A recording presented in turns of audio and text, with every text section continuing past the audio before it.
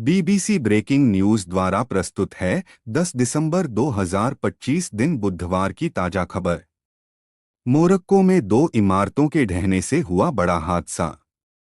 प्राप्त खबर के अनुसार मोरक्को के फेस शहर में बुधवार की तड़के 4 मंजिला दो इमारतों के ढहने से हुआ बड़ा हादसा।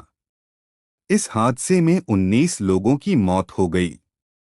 मोरक्को की सरकारी समाचार एजेंसी द्वारा मीडिया में आई जानकारी के अनुसार ये दोनों आवासीय इमारतें 8 परिवारों का घर थीं। इस हादसे में जहां 19 लोगों की मौत हो गई, वहीं इस हादसे में 16 लोग घायल भी हो गए हैं और उन्हें पास के अस्पताल में भर्ती कराया गया है। हादसे के बाद पूरा मोहल्ला खाली करा लिया गया है और बचाव एवं खोज अभियान जारी है। बुधवार सुबह तक यह स्पष्ट नहीं हो सका था कि इमारतें क्यों ढहीं और कितने लोग अभी लापता हैं। मालूम हो कि फेस शहर मोरक्को का दूसरा सबसे बड़ा शहर है और इस महीने होने वाले अफ्रीका कप ऑफ नेशंस तथा 2030 फीफा विश्व कप के आयोजन स्थलों में से एक है।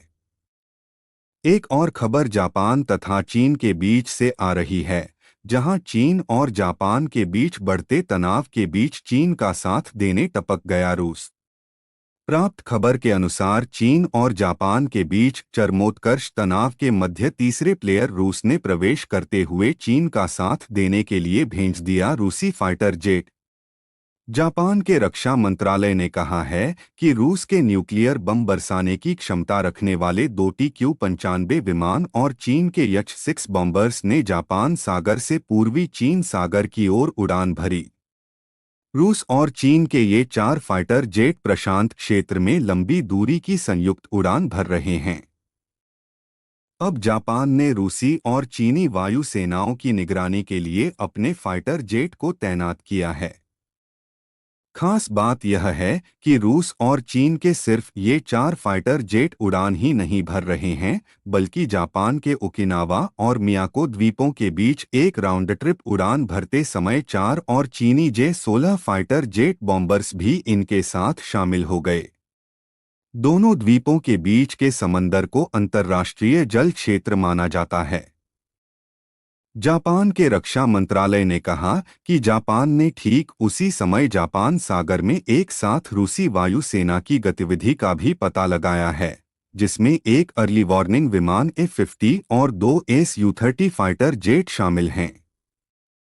जापानी रक्षा मंत्री शिंजिरो कोइजुमी ने बुधवार को सोशल मीडिया में कहा कि रूस और चीन की तरफ से यह संयुक्त अभियान स्पष्ट रूप से हमारे देश जापान के खिलाफ ताकत दिखाने के इरादे से किया गया था, जो हमारी राष्ट्रीय सुरक्षा के लिए एक गंभीर चिंता का विषय है।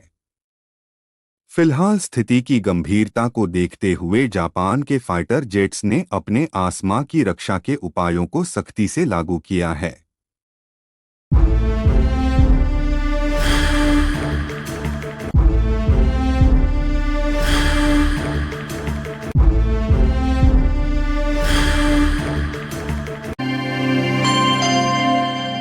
Like, comment, and subscribe. Subscribe to my channel.